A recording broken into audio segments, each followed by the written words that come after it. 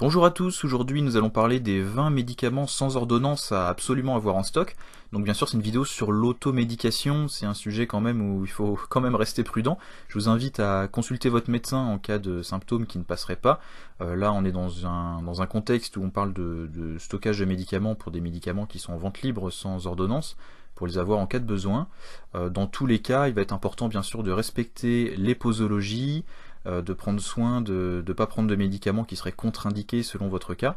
Également, si vous êtes Jean Plante et que Big Pharma est le mal, ne regardez pas cette vidéo, ça vous fera du mal à vous aussi. Donc nous allons parler seulement des médicaments en vente libre les plus efficaces pour les symptômes les plus communs, pour de la bobologie, pour monsieur, madame, tout le monde. On ne va pas parler de traitements lourds qui nécessiteraient des ordonnances.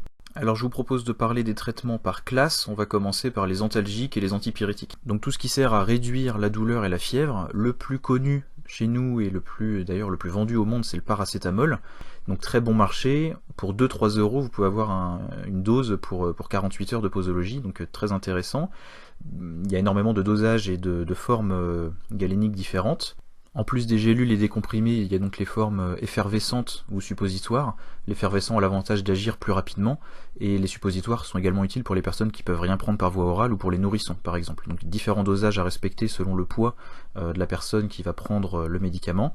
Pour un adulte, la dose vraiment maximum est de 4 grammes sur 24 heures, donc un comprimé toutes les 6 heures, voire un comprimé toutes les 4 heures si vraiment en cas de nécessité. Le problème du paracétamol, c'est qu'il est hépatotoxique, donc un surdosage va être dangereux pour le foie. Il est donc contre-indiqué pour les personnes ayant une maladie au foie, donc hépatite virale, alcoolisme. Donc si la DCI, dénomination commune internationale, est paracétamol, il y a différentes spécialités que vous allez pouvoir retrouver, dafalgan, doliprane, efferalgan, etc. C'est la même chose. Contre la douleur et la fièvre, toujours l'aspirine, donc l'acide acétylsalicylique, donc un dérivé du saule historiquement. Par contre, il faut savoir que c'est un fluidifiant du sang, un anti-agrégant plaquettaire, donc il peut causer des hémorragies. C'est le risque avec ça, il peut faire saigner, donc à éviter bien sûr chez la femme enceinte, mais également en cas de règles douloureuses, en cas de blessure également qui pourrait être douloureuse, ou d'hématome, vu que ça pourrait faire saigner, on va éviter d'en donner en cas de blessure.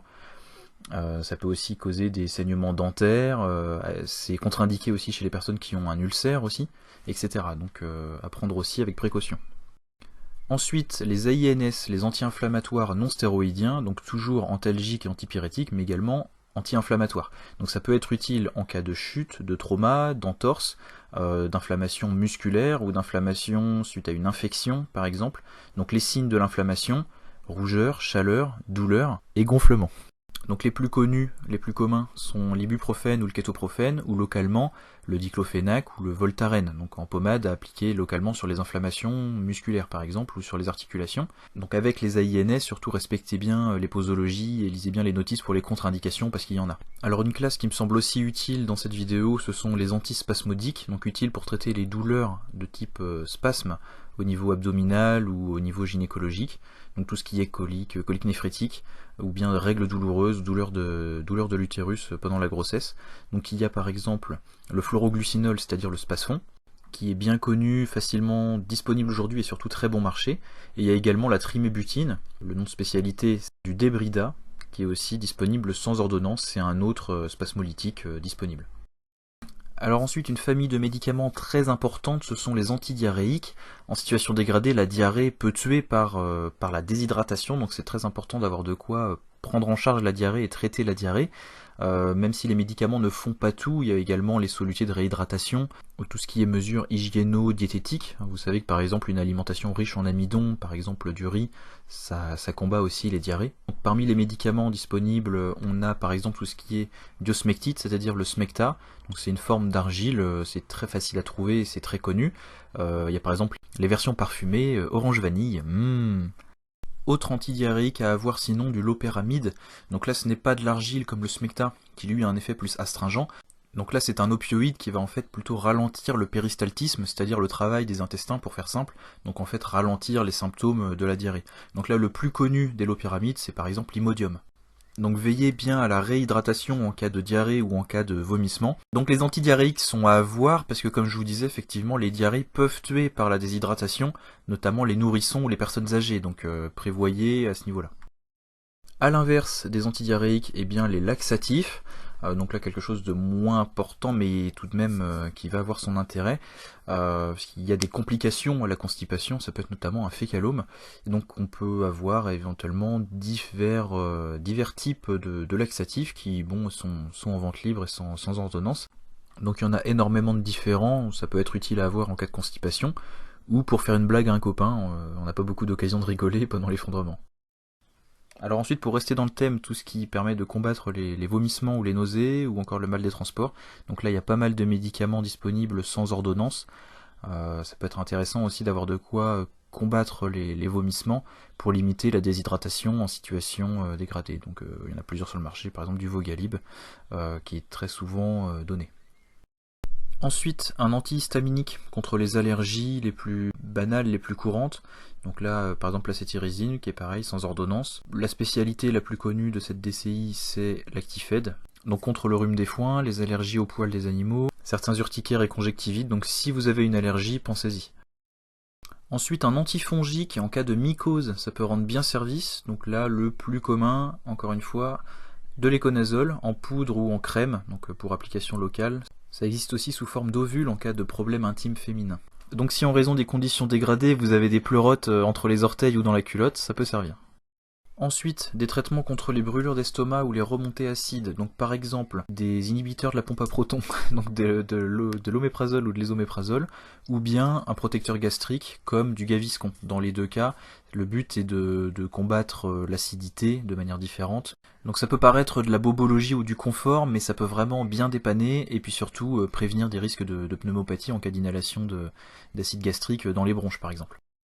Alors maintenant on va parler des différents produits, différentes solutions pour les applications locales. Donc en premier lieu, hyper important, le savon pour le lavage des mains et le nettoyage de certaines plaies. Du savon de Marseille classique, ça fait vraiment partie des indispensables.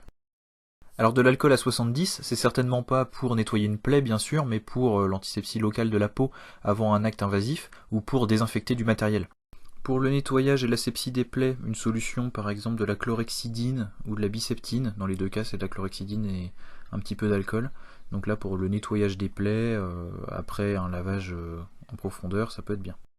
Pour certaines affections ou pour par exemple traiter un panari, faire un pansement chloré, du daquin, on pourrait aussi fabriquer une solution chlorée soi-même avec de l'eau de javel. Pour rincer des plaies et également pour la sphère ORL ou ophtalmique, du sérum physiologique, ça fait partie des indispensables.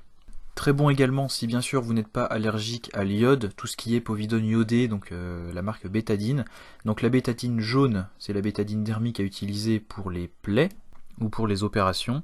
La rouge, la scrub, c'est un savon qui s'utilise avec de l'eau comme du savon pour nettoyer la sphère cutanée avant une opération. C'est les deux principales les plus importantes, mais il y a aussi la verte qui va servir pour les bains de bouche, pour les infections buccales, et la bleue pour les infections vaginales. Enfin, deux grands classiques des pommades, de la biafine pour par exemple les brûlures au premier degré, c'est-à-dire les coups de soleil, entre autres, et de la vaseline pour les irritations, les sécheresses, les démangeaisons ou pour payer ses impôts.